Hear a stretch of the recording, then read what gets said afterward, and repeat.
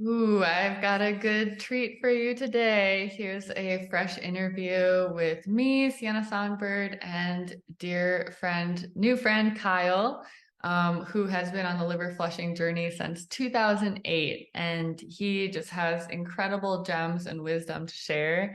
And our conversation goes in a lot of places, making it all the way past just the physical, all the way into the mental, emotional, spiritual realms. And I really hope that you get some great knowledge and wisdom and inspiration out of this interview.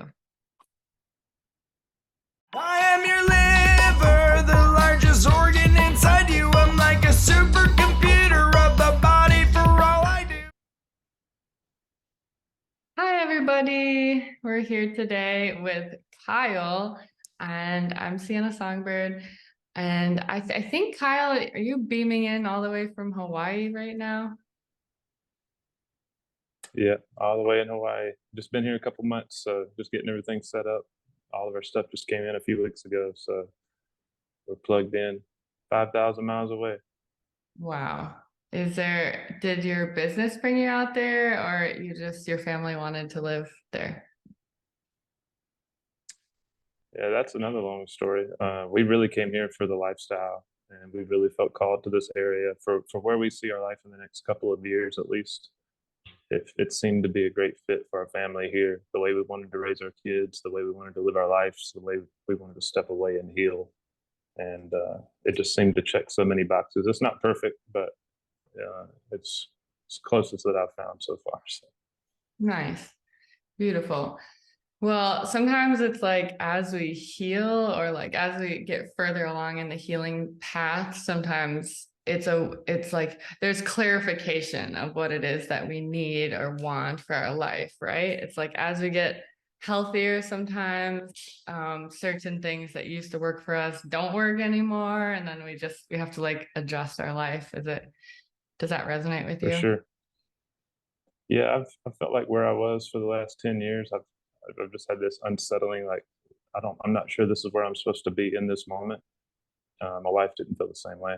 So about a year ago, the Lord really spoke to her heart, and she's like, I think I'm finally open to sharing or to exploring different places. And that's when we started brainstorming, okay, what's important to us, Lord? Where do you want us in this next season? And a few places come on the map, and then just Hawaii seemed to just really be highlighted the most to us. So I felt the need to do something for a long time, and my wife finally just came on board probably about a year ago, and it was probably good timing. I can be a little impatient at times, but yeah, for sure. Nice. Well, wishing you blessings on that transition and good things for your family out there. Thank you. You've So been moving too, right? Are you in a new oh, place? oh yeah, I am on the move, one might say. It's like I'm in a kind of life transition that's like you wish the transitions would resolve, but sometimes it's like a rolling process of transition. So right now I'm actually living out of a camper van. Okay. Been there, done that. Said it was a camper. We just parked it in a campground. And it was our home for a few years. It felt like home. Wow, nice. Well, I would love to. So I brought you here, we sort of orbiting around each other a little bit. I don't know everything about your, business and what you're up to, but I did want to explore a little bit of like what your journey has been with liver flushing and particularly like let's start, how did you even get there? Started in 2008, so 15 years ago. There was a local chiropractor back where I used to live in South Carolina, and I was in a desperate moment. Like I had to quit working. I had to stop doing all the things that used to be so normal and easy to a human. And I was just seeking. I was seeking everything in life. Like I was lost spiritually. I was lost physically. I felt like I couldn't heal. I felt like every day was just getting through it and seeing the sunrise again was like a miracle. It felt like. Mm. So I found this chiropractor in South Carolina. I went and visited him, and I think it was the first day or maybe the second visit. he mentioned liver flushes. And at that time, I really wasn't trying to go these, because at the time it seemed like it was a pretty extreme thing. You know, we'd all much rather just take a supplement, right? Or, hey, let me just eliminate a food or two and get back on track. Massive dose supplements or probiotics, whatever it was, that was just the most convenient thing to do. So I think I put it off at that moment, but he kept pressuring me about it in a good way, healthy way, because he knew the blessings of it. So I finally tried it, and that was in 2008.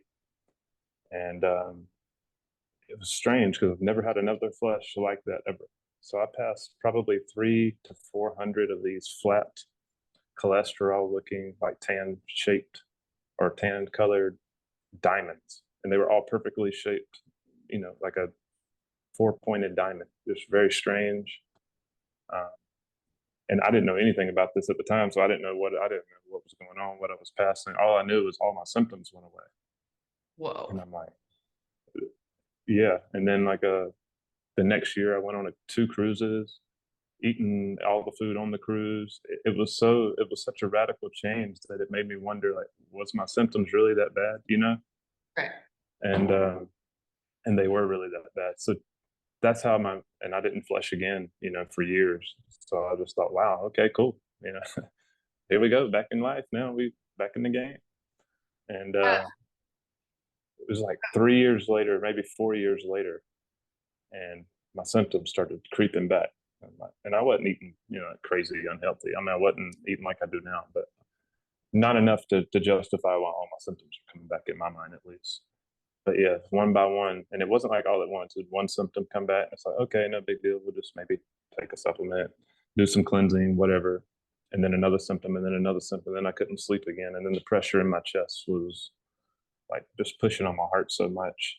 And then I found myself right back where I was. Oh my God. And I didn't put two and two together because it'd been so long. I'd almost even forgot about the flesh. And I'd done so many other things, and cleanses and parasite cleanses and detoxes and chelation. But I can get more into like when I finally came back around to them. But that's how it all started. Yeah. Well, first of all, and I want to get back to the output, like these crystal stones that you passed. But first of all, just can you elaborate a little bit on what symptoms were really present for you? What that looked like for you? Yeah, it was over 100 symptoms, and it's hard to even remember some of them. Like sometimes I'll just think of my body, and I'll start with the head, and I'll just kind of go down to my feet, and I'll think of like different symptoms that I had during the worst moments. But I used to have this stimulation feeling in my head, like it was like had electricity attached to it. It was almost like all the energy in my body was going up into my head, and I didn't really understand much about meridians and things like that, which can be quite hard to understand until you like went through a lot of overcoming in those areas, I'd say. But I used to have extreme headaches. The pressure in my head would be wild. It's like these little, you know, those electrode nodes they put on your back for when you go to like a massage therapist or something. It felt like having those on my head all the time, going to sleep, waking up, like I couldn't shut it down or I couldn't calm it down. Oof. Uh, the worst for me was probably all the pressure in my chest, all the pressure up against my heart. Like I talk about it on my page a little bit about it's like the physiological side of anxiety and then the psychological side. A lot of people have the psychological side where it's, you know, maybe some imbalances, some um, heavy metal issues, just unhealthiness on the inside of the body. But then there's the physiological side where it's actual pressure up into your chest, pressing on your heart. And it's like, it's 2 parts. So once that starts, the other kind of, it's like a snowball effect. But I had both of those, and like the whole bed would shake. Every night I'd go to bed, man, my wife, she was shaking too. Like the bed would shake with every heartbeat. It was so profound. Whoa. And Wow. and as some of the most extreme symptoms go away, you start realizing the other ones that weren't strong enough to really make an impact. It's like if I could just get over these extreme ones, and then you realize, wow, there's more here, and then there's more here, and then there's more here. But my left arm would go numb all the time. I couldn't sleep on the left side. I'd wake up, my whole left arm would be numb. Sometimes my left arm would start just burning. It would just be completely on fire all the way down.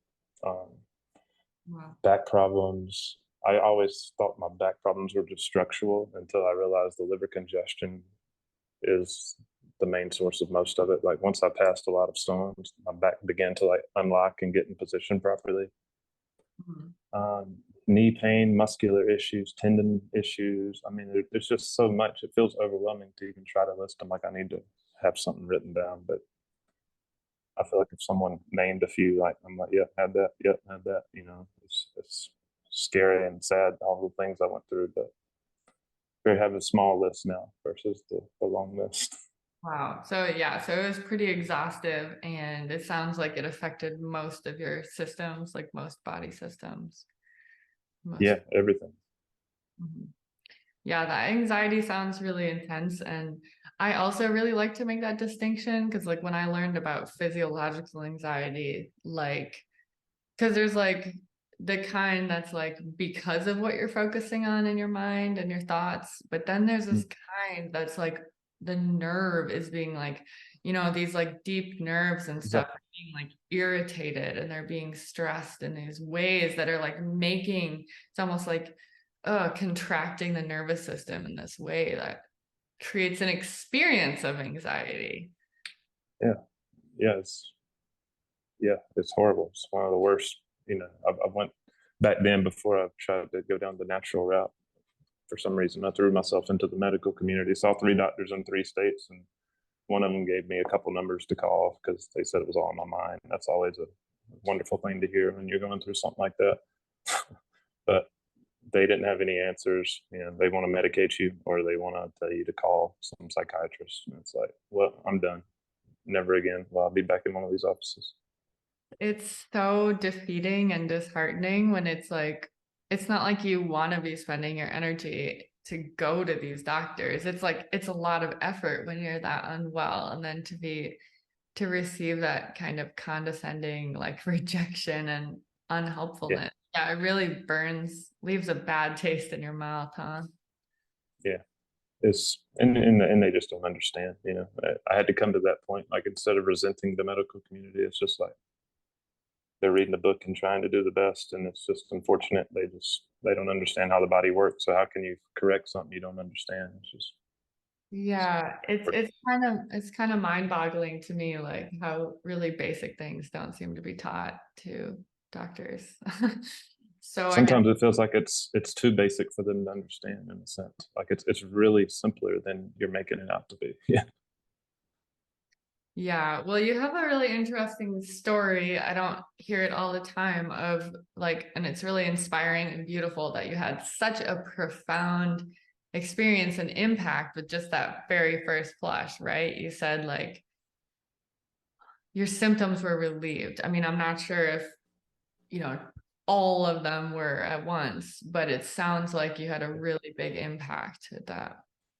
Yeah, it probably wasn't all of them, but it was probably such a drastic shift to what my day to day life was like that it's like there's nothing anybody can ever tell me about liver flushes. You know, not just that moment. I mean, there's several other experiences that have concrete that evidence for me in there, but and they weren't even stones that I passed. They were these flat, you know, like eighth of an inch thick, and it just completely filled the bowl there. And again, I didn't know what I looked like because I didn't really know a lot about them. And I was telling my chiropractor about it, and he's like, he just thinks it's some sort of like cholesterol film that maybe just somehow broke up into those size. Like they're all perfectly, you know, diamond size like that. I don't know. Strange. But They weren't stones at all. they And weren't then crystalline, or were they like crystals? they were probably more like crystals. It's almost like some thin film of cholesterol that was somewhere, you know, coating, I don't know, the intrahepatic ducts or common bowel. I don't know where it came from. But I know that it instantly, like 90% of my symptoms probably went away. All the pressure in my chest went away. So Wow. yeah. That's amazing. That's amazing. Well, it's really cool, yeah, that you were guided to do that and have that experience to really like just fully get it and have it land in for you. And then you didn't flush again. Maybe, there was just it felt like you'd kind of done it and you cleared it, right? And Yeah. then you said it was several years later that things started to creep back in.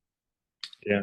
Creeping back in. And then finally, didn't put the two and two together, and finally I did, and I'm like, oh yeah, let me try this flesh thing again. Tried it again. Didn't really get relief like I was hoping for. But I started learning about it. I read the book more, and I'm starting to like dig deeper in like what's behind it. Hmm. So then I did another one. So I went on like three, maybe five fleshes when I got back on it. Again, extremely desperate. Nobody really starts doing these for fun. At least I met too many people that did. Props to you if you did. Um, but it was probably around the fourth or fifth flesh when I finally had another breakthrough. So it took me going through, those 3, 4, 5 months of doing them again, just believing there was something more here. And I always compare it to breaking the dam loose, because I feel like these older stones that came to the front of the liver and the common bile duct area just kind of rested there for so long that it wasn't going to be just a one and done type thing. But finally, when I had that next release, like several hundred stones, and I'm like, oh, that's the feeling I remember, of your body just free flowing bile, being able to uh, do, being able to walk. Like I couldn't walk for a certain amount of time without like falling over. My daughter was about to be born. This was almost 11 years ago. I was bedridden. We have a home birth. My wife was in the bed. I was in the bed. We had a doula come over. And at the time, it was all I could do to walk. And my wife couldn't really fix anything to eat, and I needed to eat. So I was like having to ask the doula to prepare me some meals. She didn't know my whole story, so it kind of probably came off uh, tough for her to hear. So I'm not here to cook food for somebody. She didn't really know maybe what I was going through. Um, so what a terrible moment. I had to quit working around the same time again. But even though I got this relief from the liver area, I still had so many deep-seated issues at that time that when I finally had a breakthrough from the stones, just having bile flow wasn't enough to correct like it was before. So I had this a lot deeper issues that I had to address, and just long-term getting that congestion out of the liver, like still getting some of those things. But I've abused my body in an unbelievable way growing up. Most people that have done the things that I've done aren't here, so I'm aware of that. It's just, I'm okay with the journey, it's just, I'm thankful for a way out. Yeah, totally. Wow, that sounds like a really rough life moment for you. Just kind of seeing your capabilities slipping out of your hands like that. At a time when Yeah. New family member. yeah, at a time when there was a lot expected of you. Yeah. I go back and look at pictures of me holding my daughter in that bed, and I can see the sickness, and I can go right into those moments of my feelings of what I felt and the like, just fear. And now I got a new child to take care of, and a business that I just had to leave, and a wife who's crying every night. Just, yeah, that was some tough times. Tough times. Hmm. Did your wife at some point get on board with you in the flushing journey, or has that kind of been a solo thing? No, she started about 7 or 8 years ago. I would encourage her to sometimes, but finally she started having a few, issues as we all do. And she started trying and kind of going down her own discovery of her own health journey. And she'd do one and then did another one. And I would see her the next day after the flush, she'd be in there like reorganizing the closet, reorganizing the kitchen and doing all this stuff. And I'm like, oh yeah. And then I'd ask her about it. And she's like, I don't really feel any different. And I'm like, she's not really in tune with her body. At least she wasn't. She's starting to become more like, maybe it's time to flush type. You know what I mean? But back then, she wouldn't really. She couldn't see the correlation. I don't believe. But she stopped right before she had my son, which was about 6 years ago. She didn't do it while she was pregnant. She did do the coffee enemas though, because those were a game changer for her health, just with some of the toxicity that she has and morning sickness. If she did the coffee enemas, she didn't have the morning sickness. If she didn't, she did. So I don't know if it was like helping her get rid of some of the copper or some metals that may be dumping as she was like going through that. But now she's last 3 or 4 months, she's done 3 or 4 liver flushes on her own. I don't have to like encourage. I mean, I'll say, hey, when she's complaining about a symptom, so maybe it's time for another one. She'd do one and like her neck pain would go away, or something she's been dealing with would go away. So yeah, she's on board now. Cool. So since that sort of second breakthrough, um, did you keep up rather consistently, or how's that journey looked for you? Yeah, from that point, I've done them pretty much every month. Um, excuse me. There could be probably 2 or 3 months in there where I was just feeling so good that it's like, hey, I don't want to mess with anything. Let's just leave it. Let's just wait. Let's enjoy these few months. Because I would go, I don't talk to many people with similar stories like this, but I would go through like 7 to 9 months, sometimes 10, 11 months straight of just excruciating symptoms when a bunch of old congestion moves forward and it doesn't all get removed. And I only flush about once a week or once a month. I've done them quicker, but my body just couldn't handle it as much as some others. But yeah, those are some hellacious times, like 7 to 8. I mean, that's a lot of days that you go to sleep every night and you have these sudden surges in your chest and you just can't go to, every time you like drift off to sleep, you get this like you can't breathe. And I mean, 12 times a night that would happen. Every time I would try to like finally drift off, that would happen. It's like, I guess this ain't sleeping tonight. And the older you get, the harder that is to deal with the next day. When you're 20, 25, you can have a rough night's sleep and keep going. But when you get closer to 40, you're like, oof, yeah, this is hard to deal with. Yeah. I get like, I kind of get shudders a little bit because I feel like my experience is a little bit closer to that. And it's like, it's kind of scary because it's like as you're peeling the layers, you kind of don't know what is under the next layer and like what's gonna come up. And yeah, it can be really hardcore and last a really long time. Emotionally too, right? It's like even if you didn't have the physical, I've had a week straight where I just cried over. I mean, I just see something. I'd do it on purpose. Like if I could turn on some country music or something, just some wholesome music. Didn't really have to be country, and I would just, hear a song about a dude and his daughter, and I just start crying. It's like there was a layer of something that needed to get out of me, whether it was sadness or just, I don't know. But looking back, it didn't make any sense. But in that moment, it made all the sense because like there was something that was coming out of me, and I was just a mess. I'd be riding down the road crying. I'd be sitting at the breakfast table crying. It's like, what's going on? Like part of me knows like something's going on, but another part of me was like in that moment. It's like, well, go ahead and cry and get it over with, I guess.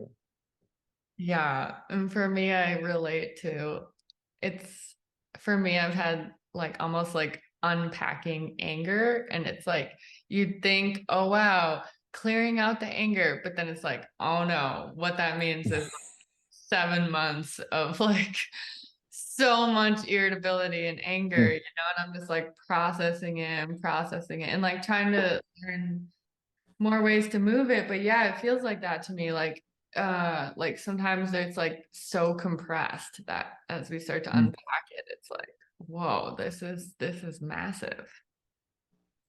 Do you see it magnified like around the flush at a particular, like right after the flush, or do you see it move at all? Yeah, I've been noticing lately. I mean, yeah, definitely. I also had a companion who was like, yeah, it gets really bad after the flush. Mm, It's kind of hard for me to I see. can relate. Yeah, it's like it ebbs and flows, and then also you add in the menstrual cycle, which is also being worked on with the liver flushes. And this gets like really confusing, right? Because it's like, oh, I know what my moon time looks like generally, but then it's like, oh, but I'm liver flushing. So it's like revamping Mm, that whole system is just like constantly getting somewhat adjusted. So yeah, that's again, good. going through phases and months of a lot of yeah, shifts in that area, but then also just like, oh wow, but what if I just have like 6 months of increased irritability and that's just it's like rather constant symptom. Yeah, yeah. I struggle with anger really, really bad, like rage almost after a flush. And Mhm. at first, you just think it's you. It's like I'm just angry right now. I don't know why I'm just angry. And then 20 flushes later, 30 flushes later, like the anger starts to dissipate. I've noticed, at least for me, and even my wife, uh, she started understanding it more too. Like I would have to just apologize to my kids and her in advance. I'm like, hey guys, I'm doing the flesh this week. Give me a couple of days after, the flesh, just in case I'm going through something. And sure enough, like it would happen like clockwork, almost full of rage, like just anger. Just the stupidest stuff would make me mad. But thank goodness for her grace, just realizing what I'm going through, and she'll even tell the kids, "Hey, Daddy's having a rough day. Let's go out here a little bit. Let's go do something." Mm. But yeah, Wow. when you're objective and you realize what's going on, it makes it a little easier. But it's hard to take yourself out of that rage moment and be like, "Oh, you're just going through something. No worries." It's like, Yeah, well, I really appreciate you speaking about this because it's not something we have a lot of context for sharing openly and processing about. And like for me, dealing with a lot of anger, it's yeah, then there's shame around it that comes up, or some kind of other feelings. But for me, like what's you asked about, like where's the movement, and like I think something that sort of brought some of this like mental emotional symptoms more into my awareness has been also like dealing with parasites. So for me, that's what's also confusing too, is that so there's the menstrual cycle, but then there's the actual moon, which I'm like extremely affected by. So really, yeah, and then again, like I'll have someone who is close to me or around me be like, we'll start to figure out like, Sienna, I think you need an enema. Like it's going in a really bad direction, like if I start like totally melting down, it'll be clearly, then I'll go do an enema and like some crazy thing will come out, and I'm like, God, like I'm like, like water or coffee or oh, just like if I'm going after, I'm pretty sensitive to coffee, so I can only do them at like a specific time, so it has to be pre-planned. But like when I have like need an intervention enema, I'm usually doing like MMS or um lemon enema, or yeah, I like Epsom salt enemas. I don't know, a when you variety. have that relief. Sorry, I didn't mean to cut you off. When you do have that huge relief after doing those, is it like you pass some long ropey, crazy thing, and you're like, oh wow, or Yeah, what do you pass that's like, oh wow, that was it can be night and day in terms of my mood. Like I will, especially clear if it starts like drastically, like radically getting worse, where really it's like, whoa, I'm starting to melt down. And yeah, then yeah, remember to do an enema or be reminded, and then I will, yeah, it can be a variety of things. I mean, I'd say like at least the infestation that I'm like most aware of, I'm not saying it's like the only one, just like the layer I've been working on is mostly that rope stuff. So it comes in yeah. like a variety of shapes and sizes. And sometimes it will come like all broken up, but it's like jelly kind of Oh material, yeah, and there could be tons of it.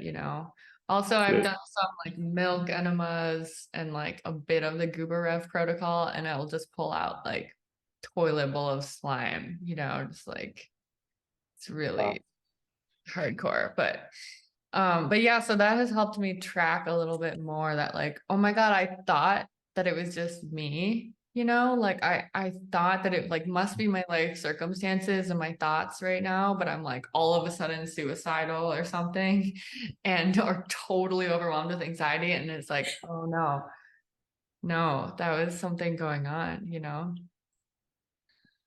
And in a moment it leaves, and you're like, okay, there's so much going on here that I don't even need to make long-term decisions sometimes without going through a few weeks of feeling or thinking through something, because one moment I'm over here thinking the craziest stuff about myself, about other people, and then like I do a flush or a series of coffee enemas or something, and I'm a completely different person. I'm at peace. I'm like, oh, okay, wow, I was really thinking erratically there. I'm glad I didn't make a decision to do this or do that. And it's like, man, makes you feel like two different people a lot of times. But uh, yeah, I can totally relate to that, especially with the coffee enemas. For me, like I used to drink coffee a lot growing up, I was addicted, so I just drank it every single morning. I needed that, and when I stopped, I felt worse. The whole ordeal.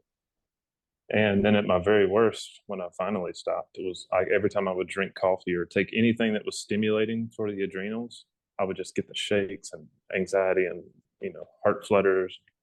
Oh, well, I guess I can't drink this no more. So that's why I stopped. And I've also had a sensitivity to caffeine too, especially from coffee. But when I did the coffee enemas, I started much slower. Like I wouldn't jump right into 2 tablespoons for 2 cups, and I wouldn't do like the real high volume ones where they go way up into the colon. I personally wouldn't.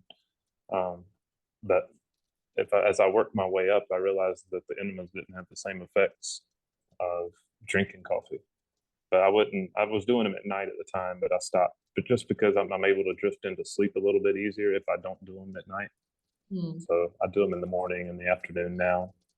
But when I felt like some real toxicity coming on or some anger or something, it's normally when something's been released from my body and it's like sitting in the lower part of the colon ready to come out. It's almost like being reabsorbed down there, like the coffee enema would be. If Yeah. I do something really quick and get that out, it's like an immediate shift in symptoms. And a lot of times it was those, they call them rope worms. Really just looks like intestinal plaque filled with who knows what. But I would pass 2 or 3 of those every single day of my life for years. Every time I did a coffee enema, I would pass one of those. And the relief, I don't pass as much anymore, but the relief when I did, man, there was thousands of them. Hmm. So Wow. you can imagine the blockages and intestinal issues. Like when your intestines are coated with that stuff, good luck absorbing anything. Yeah, totally. Yeah, that reminded me of like sometimes the craziest examples of like it's happened to me a couple times when my motility has been really slow after a flush, and I actually didn't think that much had been passed, but it just hadn't come out yet. And I like had this experience one day where like everything was going wrong and I started to like run into things. I was like running into things. I was like knocking things over and I was freaking out. And then I was like, maybe I should do an enema. And it was like that, oh my God, there are stones here, and they just hadn't come out. And it was like that extreme. It was like uh we call it mundo malo, but like the bad world was like closing in, like, oh my God, everything is bad. And then it's like you just like break it and it's like the Yeah, spell broke the bad spell, it's like the light can shine in again. And it's just like that, I mean, that kind of stuff just really makes you believe, like, yeah. Doesn't matter what you read and what some non-believer says. Okay, you haven't done enough to see. It's okay. it's okay. So you've seen over your journey of liver flushing, you have seen that anger decrease for yourself. Yeah, I just did my 80th flush the other day, and there's like no anger whatsoever. Like even the morning of the flush, I'm outside walking around. Um, yeah, it's like almost completely gone now. Like it's happened so many times that it wasn't there. I'm like, okay, wow. And must have been a series of just real deep toxicity I was getting rid of or something. I don't know, but Hmm. yeah, now it's becoming more mild. Or like I know Scott Sawyer's who's done well into the 100, probably 150 by now.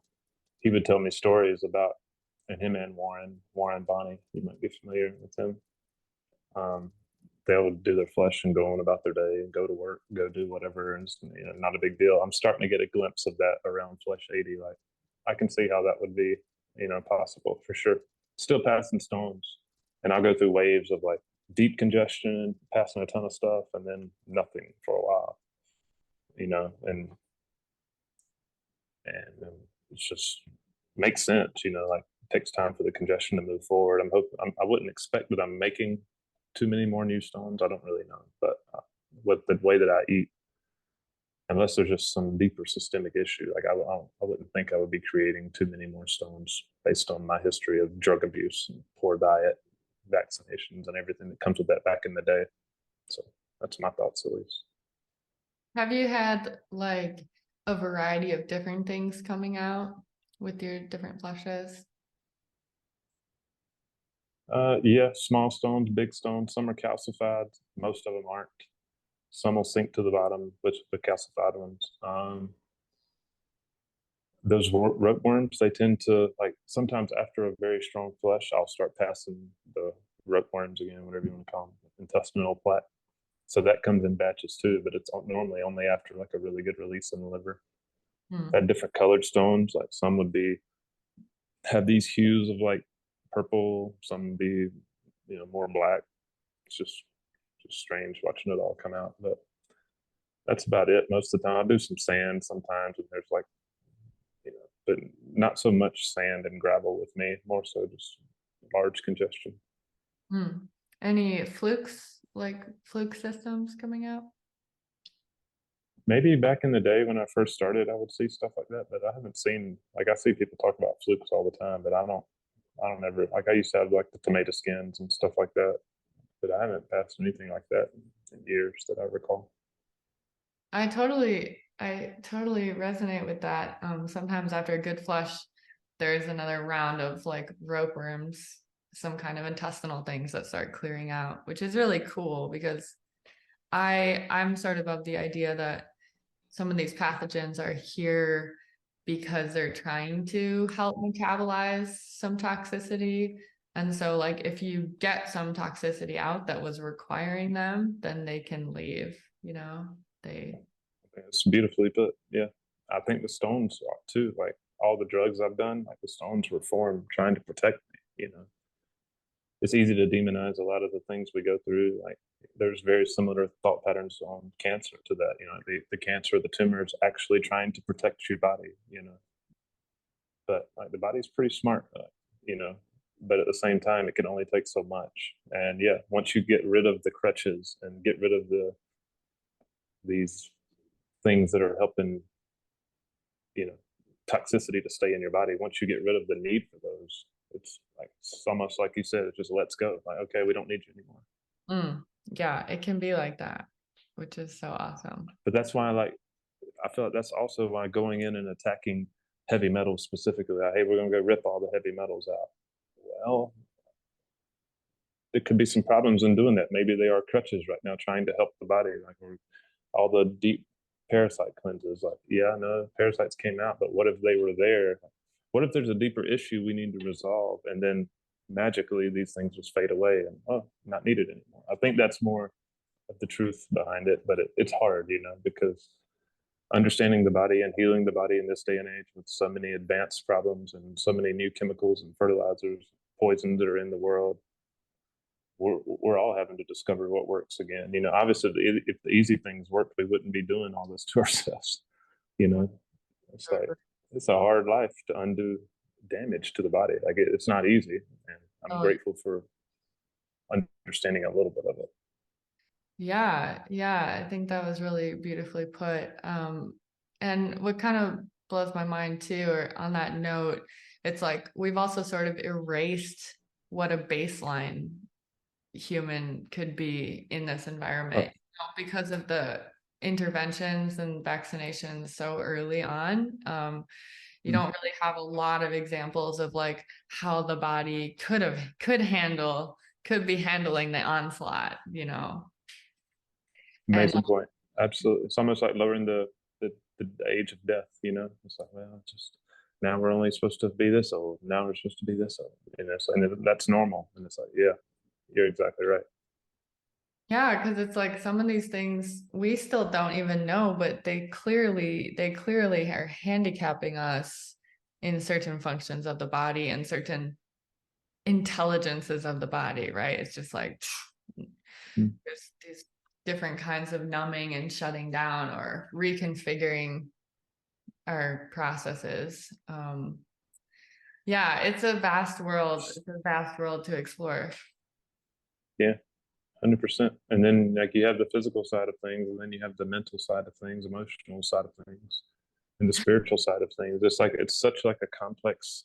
Like the body's more than just physical, and we sometimes we get trapped in just the physical.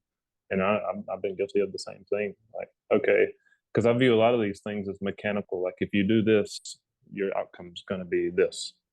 But there's more to it too. And it's been my passion lately of trying to retrain my mind, because man, my mind it'll take me down some paths that I don't even want to go down sometimes. So doing like the pulling down exercise, or they call it, they consider it a meditation, but it's really just like working out for your mind. It's basically putting your attention on your feet and trying to get your energy moving, from their head down to the feet. It's kind of like a grounding meditation, but it's not like emptying the mind. It's just focusing on one particular thing and taking back your thoughts instead of letting your mind take you down all these crazy paths. It's like, nope, nope, come back, come back. And you keep doing that over and over and over, and you kind of regain that control of like, no, this is what you're going to think on, and it gets you out of that hypnotized state of being taken on these wild goose chases all the time, and we can't even control our minds anymore. And I feel like if the more I've done that, the more impact that's made on me physically, just doing that. Like my bile will release while I'm in the middle of doing that. Wow. Wisdom will come when I'm doing that. I feel like it opens the door for the Lord to speak to you. Someone else has used a different analogy, like bringing heaven to earth when you're doing it, but I view it more as like clearing out the, the space between you and heaven. So where you can get insight and wisdom on certain things from the Lord versus, just being all in our mind. At least that's how I've been most of my life. It's just all in my head, having conversations with people before I've even had in-person reaction with them. I'm like, well, if they say this, I'm going to say that. And I'm like, I got to get back to the present, not in the future, not in the past. It's been a real challenge for me. Yeah, well, I'd say that's a pretty widespread challenge at this point. And it reminds me of something. I've been listening to Tara Brach a lot, and she talks about the trance, and that sounds like what you're talking about, this trance of the mind, trance of unworthiness and all these different things that aren't really like our proper birthright. They're just like these viruses almost. That's the way I've been seeing them lately, like a program that like is contagious, and we were like implanted with this program. And I've yeah. heard other people speak on the same thing. Yeah. Hmm. It's like instead of being reprogrammed, I think it's best to be like deprogrammed and go back to like the core of who we really are. And that's why I made a post the other day. It's like healing is like a rediscovery of who you are, because as you get rid of these anger layers and all these problems that you thought were you actually realize who you were created to be, and you're like, oh wow, it's actually something good underneath there. I want to keep digging down. Beautiful. Yeah, I love that you kind of keep bringing it out of just the physical too, and like didn't quite mention, but the trauma aspect and the intergenerational sort of trauma burdens and baggage that we're carrying, and like, and also just in general, this like, again, like the way that our society is working, the way we were raised, in a way where like emotional repression was like the MO, as opposed to actually working with these things and embracing these things. So all of that kind of gets like petrified into the body as well. So yeah, like you said, we've got the sort of like mind training and sort of reclaiming our choicefulness around what we're doing with the tool of our mind, right? Like it's a tool, it's doing something, it's just like running, but we just haven't really been aware that we can choose to apply it in more effective ways. Beautifully said. I view the same way. I think of money the same way, in a sense. It's like this is supposed to be a tool for me, not something that has me. Something that controls me. Like, I think that's really good. Like if we could I know hypnotization gets a good rap and a bad rap in certain avenues, but if someone has a good will and they're like dehypnotizing, or they're hypnotizing you to stop smoking, like you can deem that as a good work. But at the same time, it took them, like you had to kind of subject yourself to their will a little bit to go do that. I think the best thing would be like to dehypnotize yourself so you can be objective to certain things. Like if you're watching a movie or you're watching an advertisement, you don't get sucked in and like, oh yeah, yeah. You can like step back and go, oh, I see what they're trying to do, versus always, I feel like life is hypnotizing. Like emotions are hypnotizing. There's so much that I've like kind of grown to understand, and the more I step back from these things and not get caught up in them, so to speak, because the moment you get caught up in a movie, whether it's scary or suspenseful, like it kind of takes on part of you inside, and your heart's beating, and you're just watching something on the screen. It's not even real, but that's how they can capture your thoughts and your Mhm. mind.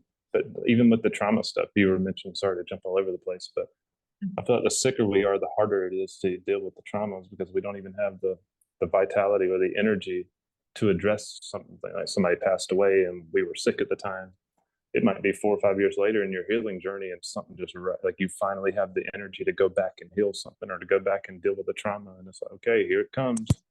And it's great if you can stay objective, kind of like I can now see that I'm getting angrier sometimes, to step back away from it and just let it process. But I'm glad I'm able to get rid of this now. And who knows the physical symptoms that fade away with those traumas that you thought were just emotional or something like that. But we don't have the energy. Nobody has any energy anymore. We kind of keep to ourselves. The more energy we get, the more we do want to get out there a little bit, the more we can heal. Even on the physical side, like the more our adrenals heal and we get out of the burnout phase, it's like, oh, that old injury we had, now we can go take care of it. And it might flare up for a few days. What's going on here? Or so Mm. many different things. This old toxic accumulation of this metal, I can now have the energy to go release it through the body. It can handle it now and be rid of it. So, Absolutely, man. And it's like we're so out of,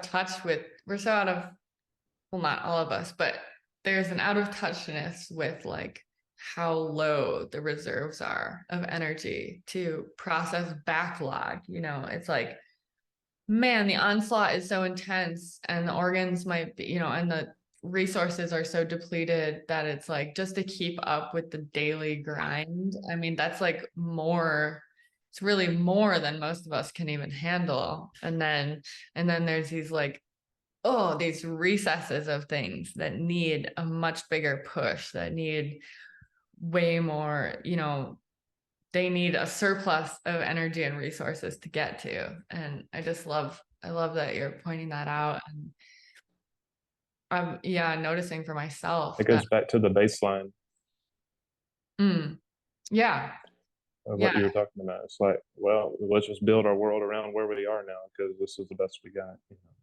And most everybody's there, so most everybody goes along with it. Yeah, right. And very it's few like, of us. holy shit, we're not like, you guys, this is survival mode. This is like when the whole system is actually on emergency mode, and it's like, how long can you sustain that? It doesn't look good. You're just like on these like energy drinks, and Yeah. it's pretty I don't wild, see how they do it, man. Like, wild I, situation. I, I would do one thing that some of like just the average person's doing now, like chugging monsters and like drinking coffee all day and just not saying all these things. Well, I mean, not putting anyone down in a particular area, but I would try one of these things and I just fall off immediately. I just don't understand how they're dealing with it. It's amazing, but we all hit that wall, and it's like, well, everything was fine, and Johnny had a heart attack, and everything was like, no, everything wasn't fine. So it took Yeah, a lot of years. that's that like baseline thing that we're not properly in touch with. We're not we're not properly in touch with.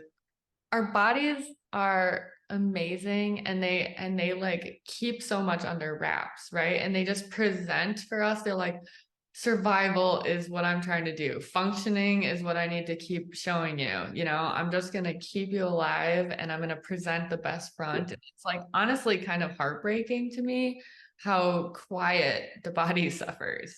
yeah. And we get okay with just surviving because that's all anybody knows at this point. Well, you just hope not to get a bad doctor's report or something like. Forget thriving and like living and completing everything you're on earth to do. Like I don't want to be that, but it takes an amount of determination that most of us don't have. Like I'm determined to get well, whatever it takes. Like that can make my decisions look foolish to a lot of people at certain times, but it's like I've been to the other side. Never again do I want to be in those positions. So I'm willing to do what it takes that's uncomfortable now to get a reward that I feel is worthwhile. I really resonate with that. We must be of the same ilk. It's like Um, whatever it takes, right? I mean, that's where I'm at. I don't care what it takes. yeah, and for me, it's like my sights are set on something really good, like there's gotta be like, what does it feel like to feel great? What is the experience of like what the human body vessel is really capable of? It's inspiring to me.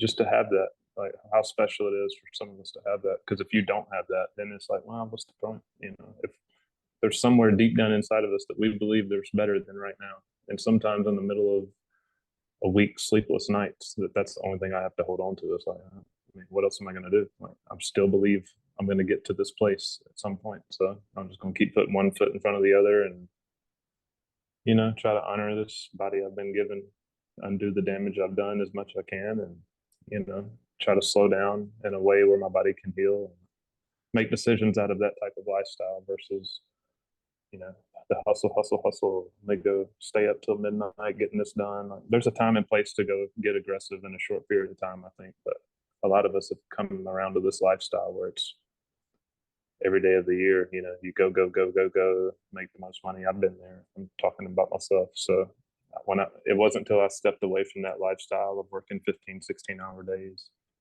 and going outside and stepping away from that job, that's when the biggest shift in my health on a deep, deep level really started to change, where I started seeing changes in my hair test. I was in burnout, or it's considered 4 lows whenever you get your hair sample taken. Magnesium, calcium, potassium, and sodium. When those four are like below the average range, mine were in that for close to 12 to 13 years. And I was just like, why am I even sending this hair test off anymore? It always comes back the same. And the moment I stepped away from my business and went outside almost all the time, I got my next test back and they exploded off the charts for the first time out of the 4 lows. So I was like, okay. And then ever since then, I've came out of 4 lows, and now I'm starting to actually get into some of the deeper levels of healing that I haven't experienced in a long time.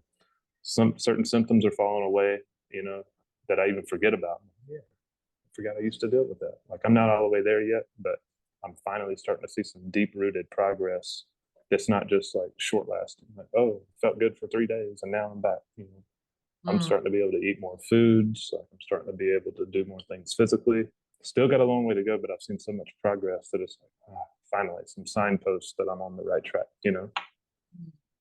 And it wasn't like changing anything I was doing physically. It wasn't, I started eating better or taking a different supplement or doing more coffee enemas or liver flushes. I was doing all the physical stuff and working 15, 16-hour days. It was almost like those were just getting me by to live that lifestyle. But when you step away and allow your body to get out of that fight or flight stage and you get into the parasympathetic, that's when everything changed. That's why I'm like, okay, there's way more than just a to-do list of detox procedures, which are extremely important. But if you neglect this one side of like slowing down your life, you're never going to heal. And it took me a decade to realize that, unfortunately. So now I'm trying to go undo all the damage I did of working 16-hour days. It's hard to get out of those habits. It's hard to get out of those lifestyle practices when your mind's multitasking over, because to work that much, you got to just always be on. It's like, oh, I gotta do this, do that. And you go to slow down and you can't. Your mind's like still in that mode. So anyway, thought I'd share that. That's a big impact for me. Yeah, that's huge.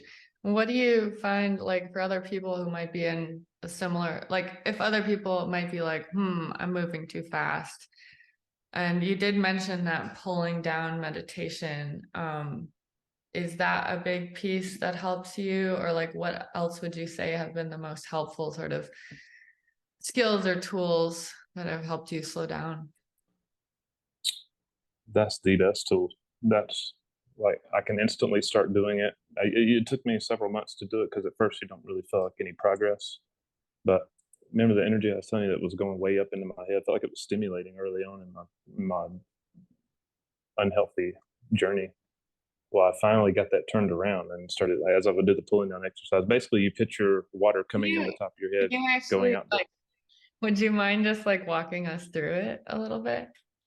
Sure, there's a couple ways you can do it. Some people sit up straight in a chair, and some people lay down. I find it easier to lay down, especially when I'm doing like a coffee enema or sauna therapy or something like that. It comes a little easier because you got like more than one thing working towards the same goal. But if you sit in a chair, like just to do it easy, just to know you're actually doing something, getting progress, you can just close your eyes and put your attention on your right hand, and you can take it to the index finger, and just keep your attention there. Don't do anything like, don't force anything physically. And after a few seconds, you'll start to feel a little tingle sensation in that index finger. And in that moment, like nothing else, like your mind's not going down these trips, and you'll have to keep bringing your attention back to that finger. And what you can do once you start to feel the tingle, you can move to the next finger, the middle finger, and then to the next finger. And as you continue to feel that sensation, you know, like you're not going down all these rabbit trails. You're bringing your mind to the present, in this moment right now. And then whenever you want to do it a little more powerfully, then you can think of the feet, because those meridians are being activated all the way from the top to the bottom of your feet. And if you want to do it even more powerful, you think like a foot below your foot, a foot below your feet, if that makes sense. And it just gets a little bit more powerful. And as you open these crushed and toxic channels all the way through your body, it's just some of the miraculous things that happen. It's like, okay, physically that happened too. Like, you're not supposed to do it for physical relief, but it brings physical relief, and it's hard not to once you experience it. But my bile ducts will open up and they'll release right in the middle of the exercise. Well, if I didn't do that, they would have never released. My spine will pop. I haven't moved at all. I'll just be doing the pulling down exercise, and my spine will just pop into the right position. So many other things. My sinus cavity will like open up hugely. Wow. Something else too. Yeah, my lungs. My lungs felt like I was breathing in like twice the capacity of my lungs. So after experiencing, I put this off for several years, mind you. Like one of the doctors I really have a lot of respect for, Dr. Wilson, he's been encouraging me to do this for years and years and years, saying this is 50% of your healing lifestyle. If you don't do this, you're not going to heal. And I was just like, I was a little put off. I really didn't know. I didn't want to open myself up to something. I was a little questionable about it. I'm like, it's a little sketchy, you know. And then finally, I just felt a strong sense inside of my spirit that I needed to do it. And I started doing it, and it took me a while. But once I started feeling the results of it, I'm like, wow, this is something I want to communicate to other people who can understand it and get the benefits of it, because they may be doing all the right things, but they may be missing this one thing. And I'm still learning. I'm still going through the process. There's people that have done this for 30 years, and you know, they've all the toxic channels and meridians are like all open. They can speak on it much better, but I'm just kind of in the middle of the journey now, seeing the benefits physically. And it's a beautiful thing. I think it's a missing key to a lot of our journeys. But other things that are kind of point in that same direction, like the sauna therapy, like especially the red lamps. Like I got this one over here. I normally turn it on whenever I'm on the computer or something, because it helps me not get too, I'm bombarded with the EMFs and stuff, help me kind of stay a little grounded. But whenever you do these, or just the sauna themselves from the red heat lamps, they do something special to this, like in the parasympathetic. Like you can really, if you go sit in there for 15 minutes and get out, there's no way you can be like all uppity in your head and stressed out. Like you are extremely grounded. You think differently. You breathe differently. You might make a decision differently. It's just beautiful. And the lights go into your body like 3 inches. So you get the heat from them in this enclosed sauna, but you also get the decongesting of the skin and the organs, because the lights go in like 3 inches into your body. So if you shine it on the liver, like that liver is getting, you know, penetrated with that light and the heat. So those coffee enemas, because it puts attention like down at the lower part of the colon. So it's kind of like putting that attention down there. So those help kind of move energy in the proper direction. Walking on the earth, of course. Yeah, because you mentioned outside. Yeah. Walking outside has been like just gentle walking. I know a lot of us get into like the real vigorous exercises and think that's health. And I think that's completely opposite, especially with the energy levels of today's bodies. I think vigorous exercise like that ain't putting us into a good place. I think that's just taking more energy away from our bodies to actually heal. Assuming we all needed to heal. Maybe some people out there just living their best life right now. I'm not, but yeah, walking outside, gentle walks, you know, things like that. Eating non-stimulated diets. Like, I don't want to get. I'm very persuaded in a bunch of different views. So I don't want to cast my views as everybody's views, but the less amount of stimulants in our diet keeps you more grounded, keeps you more calm, keeps the body more, because the more calm we are, the more likely we are to heal, you know. not taking stimulant supplements and not eating too much sugar, all the things that we do. So phones, like if I'm on my phone too much and I don't have like an EMF protecting thing, it really it messes with me a lot. Not as much as it used to, but I have to either hold my phone way out here on speaker or use a wired headset, or this new case I got. If you close it, you can still, talk on the phone, and this shield's in the front, so it doesn't really bother me. But if you do like a FaceTime or GPS, the amount of EMFs like shoot up so much on the phone that I have to, like, it really stimulates my body in an unhealthy way. And like I get off of it and I'm like, I have to get away from this stuff, so. Yeah.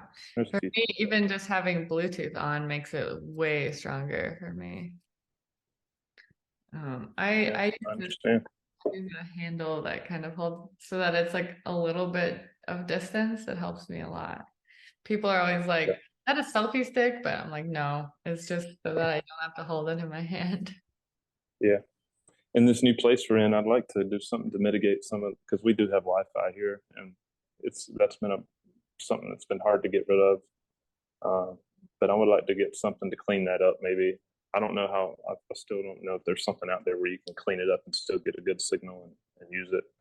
But sometimes I've thought about just getting rid of all of it. It's like, do we really need all this stuff? Let me turn this light off because I look like I'm glowing. Hold on. Well, I just want to say too that ever since we did that exercise just a little bit, which of course I really have no idea how to do it still, but I've had a bit of a tension in my feet, and it's like I almost couldn't even say anything to respond because I was feeling so grounded. It's a, once you get, it took me a long time to catch on, but if you can catch on quickly, you can go straight into it, and it's unbelievable. Like it wakes you up. It's like, oh, this is grounded. Okay, interesting. Because when I'm normally on the phone, I'm up, I'm pacing, I'm doing something that's not grounded, I can feel the energy just going up, up, up, up, up, and my heart's going up. Just everything's going up. But when I'm doing the pulling down exercise, when I get done, I like, it's hard to make me upset. It's hard. I'm like in that present moment. My kids realize that I respond differently to them, so I need to do it more. To be honest, you can't really overdo it. You don't want to be like doing it 12 hours a day. You can, I guess, but like an hour or two a day, if you can find time, especially if you're doing like some coffee enemas or some other type of sauna therapy, it's easy to like combine a few things together. But even if you do 20 or 30 minutes a day, it accumulates. Like after a week or two, you start to really see things. You might just be outside doing something and an answer to a problem comes because that all that interference is gone. You're just kind of in the moment. Beautiful. I mean, for me, meditation is a huge part of what I'm working with and developing right now, and developing a lot of muscles, inside of myself that are very, very weak. But yeah, I really appreciate more techniques, especially this. I can really feel it right away. And I also, like, I don't know why we have some of these connections, but I also have like a lot of activity in my upper body and in the head, and a lot of pressure in my head. Mm. And a lot of headaches. So I could really, and I have like sensory, it's like, it's basically there's overload happening. There's like electrical overload. So like my eyes are super sensitive to light, especially after dark. My ears are really sensitive.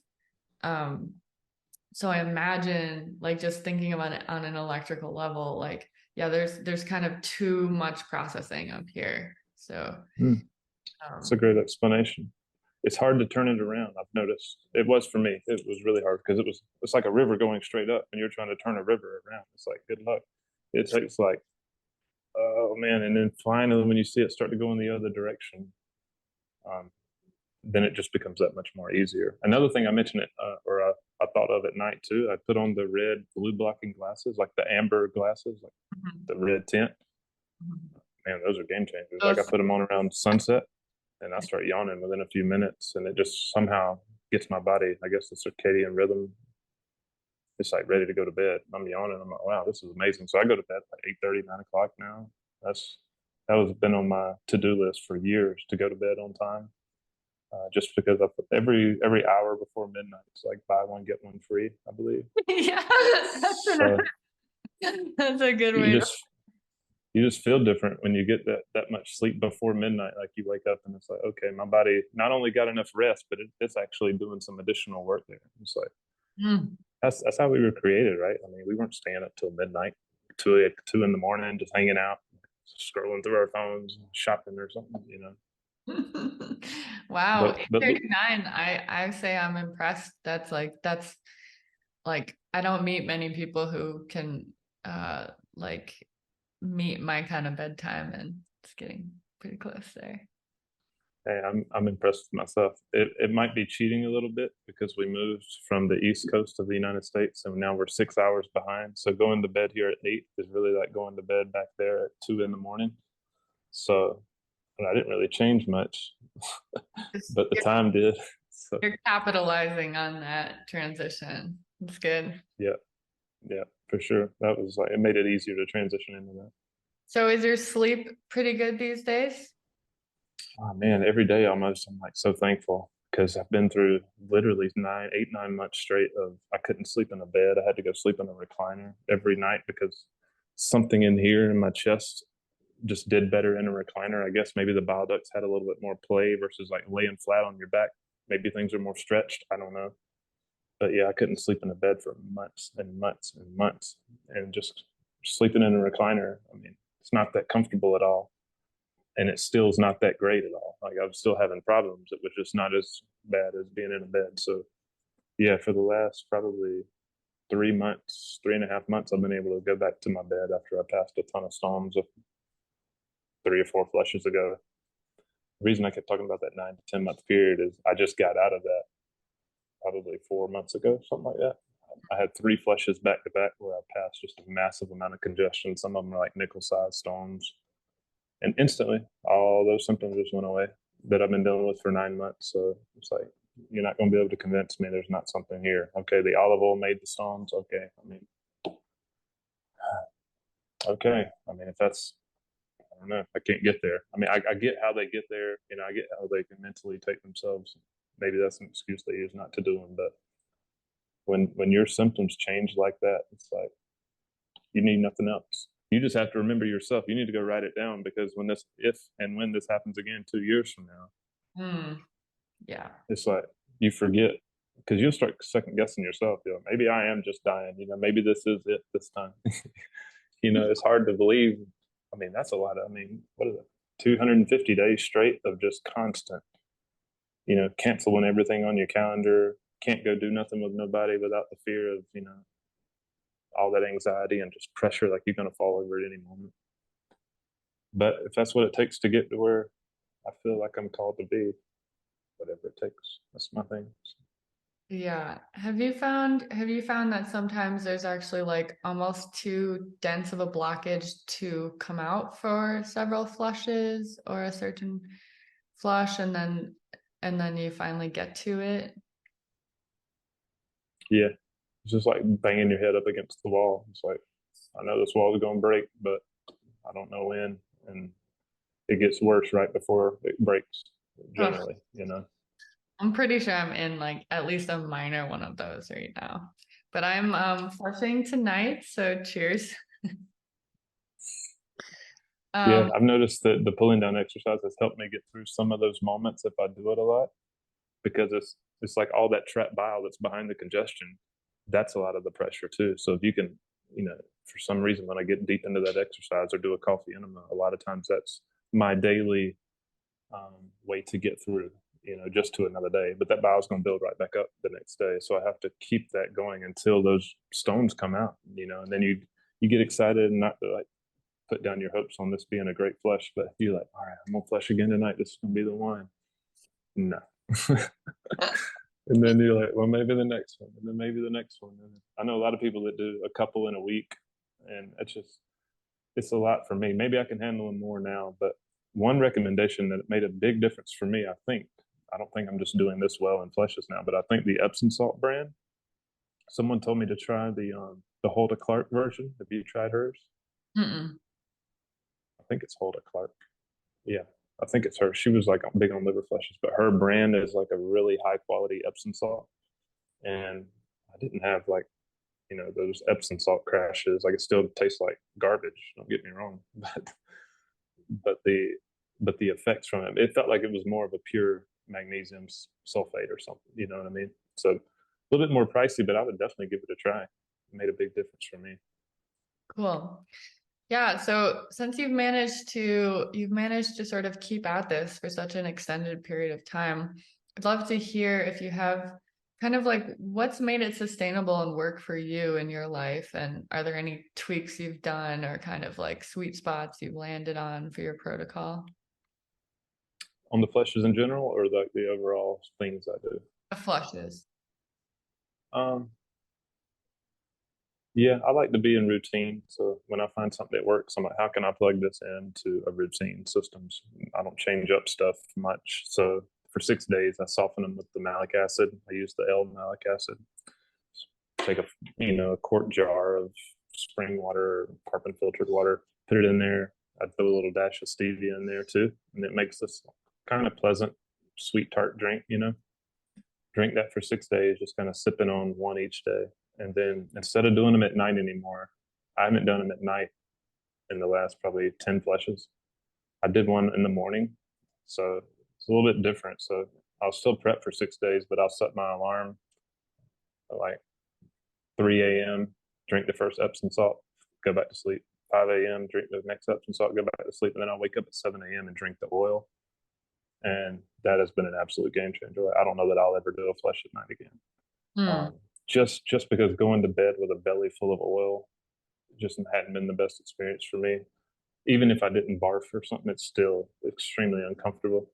So I do that, and then I do the next Epsom salt around 10 or 11 in the morning, and do another one around 12:30, and I'm eating a regular dinner, a regular supper. So absolute game changer for me. And I don't ever get sick. My wife started doing them the same way, and she doesn't have like any problems. So she's like, yeah, I'm doing it this way from now on. And she still passes a lot of congestion.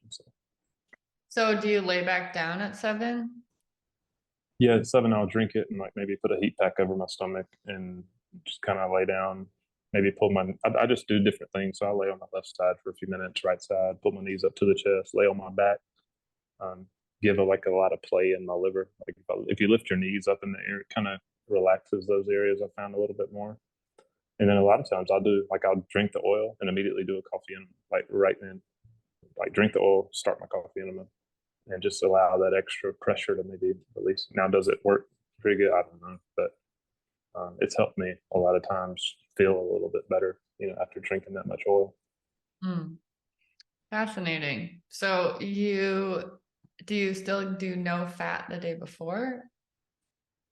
Oh yeah, so the day before I'll have a regular breakfast, so it'll be fat, protein, stuff like that.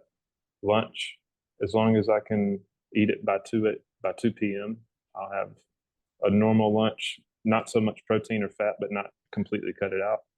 And then dinner, I've ate a regular dinner before and went ahead and did the flesh and it was fine, but I don't make that a practice. Generally, I'll eat like maybe a few cooked vegetables, no fat. So just like some carrots, Brussels sprouts, broccoli, pressure cook them. Not the most pleasant tasting thing because you don't put no seasoning on it or nothing, but I will eat that as a meal. And then sometimes I skip dinner. So I've done it many different ways. They've all three worked. I feel like it's better to either do the cooked vegetables only or nothing at all for dinner. And then that way you're only missing one meal. When you wake up in the morning after you drink the oil, you ain't really starving for food. At least I'm not after the oil. So around 2 p.m., I might eat some snacks like some kelp, some chicken broth, something just to get some minerals back in, some pickle juice or something. And then, yeah, I'll have like an early dinner at 5 or 6 o'clock that's regular, full of protein. It's been a good system for me. Yeah, it sounds like there's sort of a minimizing of how many meals you miss in that system. That bothers me a lot. Did that bother you, like skipping meals?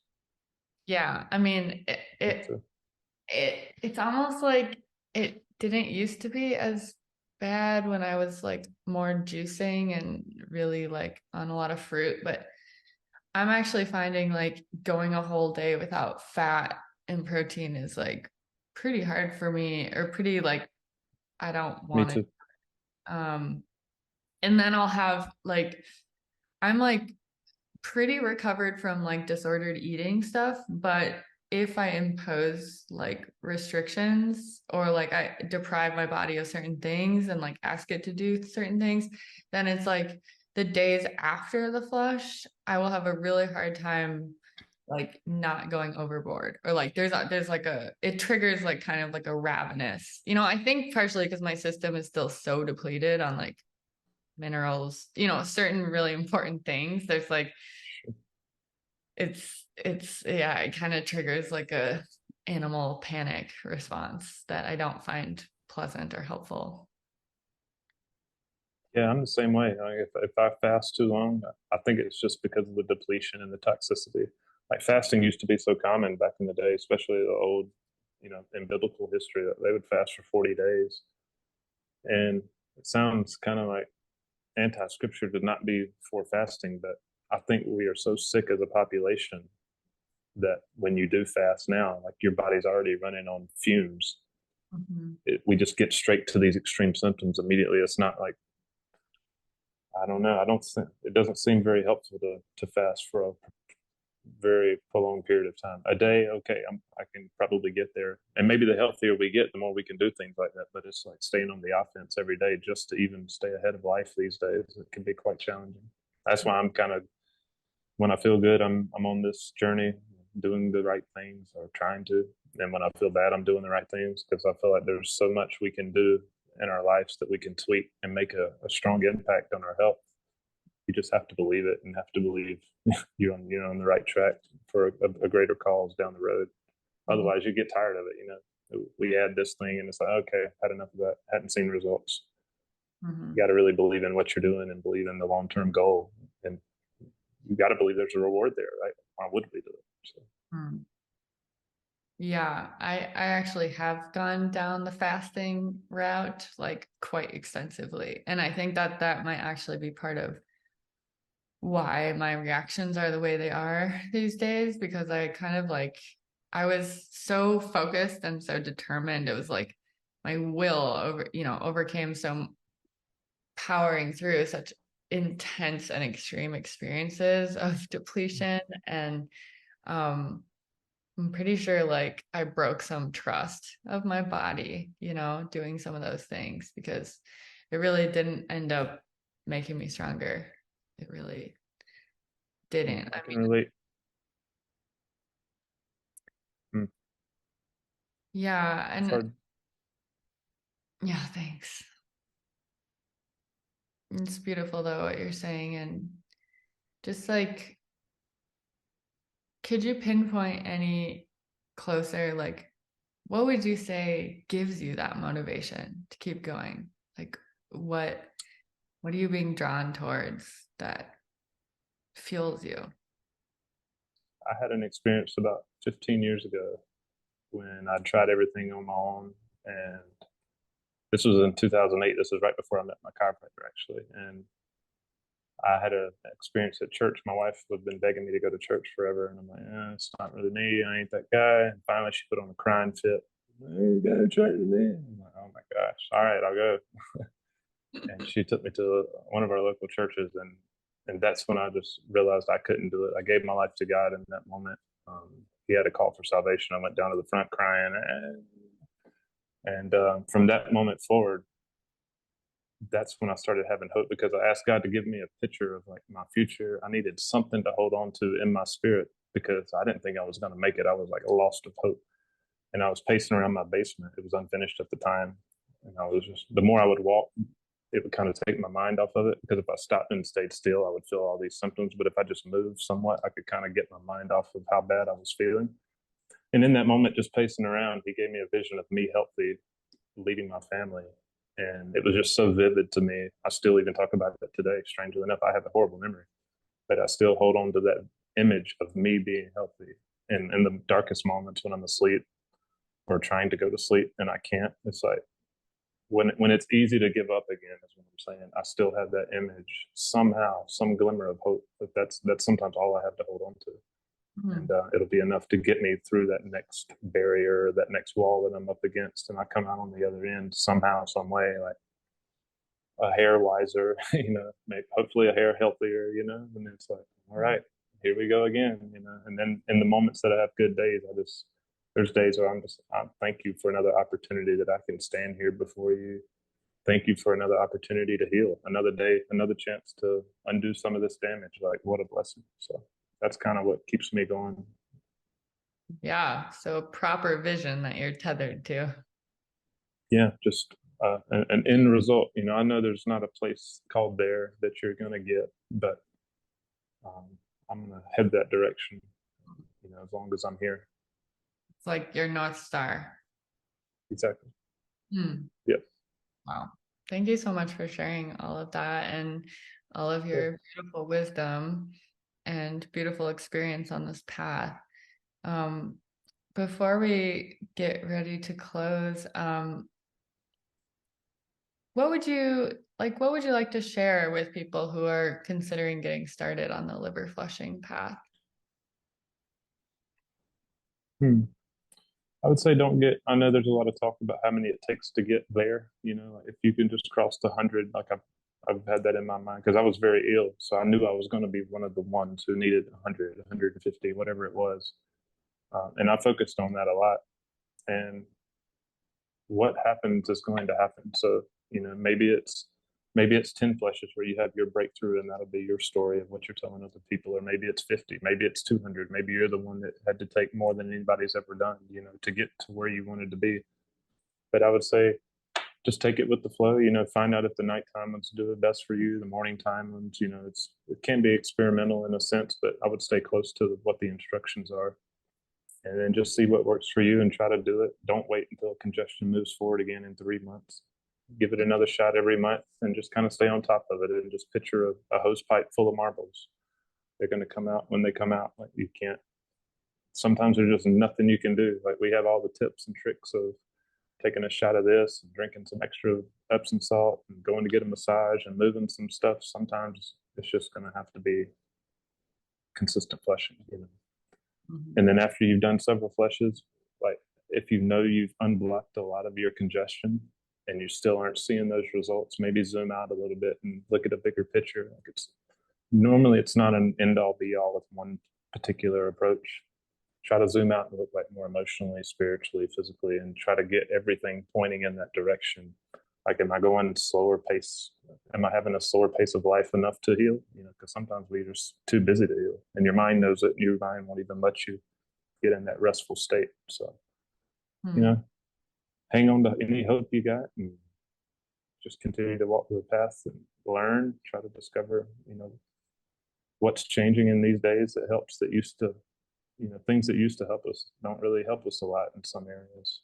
Hmm. So, yeah, it's tough, but just keep hope. That's the biggest thing. If I didn't have hope, I would have stopped a long time ago.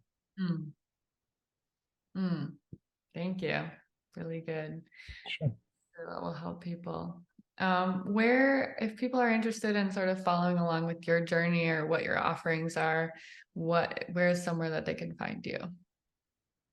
Me and my wife had this channel put on our heart probably about a year and a half ago, and it's called Good Ground. It's just a little channel on Instagram that we don't really know what the end goal is yet. All we know is, like, when there's things on our heart that we want to share, that's kind of our outlet to share on. We're going to start doing maybe a few more interviews over the next month or two. But the handle for it is at Real Good Ground. We got stuff on other platforms too, but all of our content goes strictly through Instagram right now. So if you have that, that's where you can find us. Great. Awesome. Well, it's been such a pleasure and just really, really great. Just a lot of gold here in this talk together. I've really enjoyed being with you and talking through some of these topics. Thanks. Absolutely. Thanks for having me on. I know we've been trying to do this for probably over a year now that we've been discussing doing it. So I'm glad it finally panned out for both of us. And I appreciate your willingness to get this message out and to get interviewed a lot of people who have been down this journey, and kind of just put all this wisdom in one place. Can you share your channel? Like, where can we all go to find what you're doing? Yeah, the YouTube channel is Songbird in Service right now. My company is Liberate Your Life, and then the sub business that I'm focusing on right now is Liberate Your Liver. So right Oh, now I like it. I am offering a guided program to get started with liver flushing for those who kind of are having trouble learning it on their own. You can learn it from a book for sure, but for those who want a little extra hand holding and like a group experience, that's something I'm offering, and just passionate about having community around this, and I really believe that we're like on the front edge of research in this field. And so like even with you, it's like I'm trying to like create a bit more cohesion around like who we can talk to about this, and how we can share, and how we can learn from each other. And you know we're all off kind of on our own little like, yeah, pioneering determined paths, but it's like we want to learn from your experience because you've already done this beautiful hard work, and so there's like these nuggets that we can share with each other,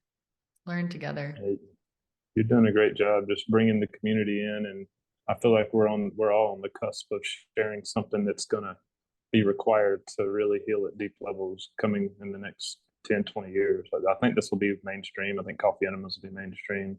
The pulling down exercise, sonotherapy, like all these things. If we're going to get to a place where we find solutions, these are so glaringly obvious to me, at least, that makes a huge change when you add them into your daily practice that they're going to have to be mainstream. I mean, you know what I mean? If people are going to heal, obviously these old things don't work. It's taking a more offensive approach, and it sucks, but again, whatever it takes. So thanks for putting this community together. Like you've kind of spearheaded a lot of this. So you've been a blessing to our community. We appreciate you. Oh, thank you. I love it. Yeah, just on what you're saying, like I think of addressing the liver as like changing the filter. It's like in this day and age, we just no longer can get away with not addressing the filter. It's just I agree. I feel like it's the most important starting step. It's like, even if you do the well-rounded approach of everything, let's clean the filter first, and then let's do the more long-term stuff that's going to heal things at deeper levels. Like layered stuff. Like a flesh isn't going to get to what I went through 20 years ago on my first flush. It can open the door to address all the rest of the stuff. So I feel like if someone's looking for an extreme help in that present moment, the liver flush would probably be the only thing I would recommend. And if it's not as serious, maybe it's a coffee enema. And then if it's just general problems, then I would think like a long-term nutritional balancing type approach.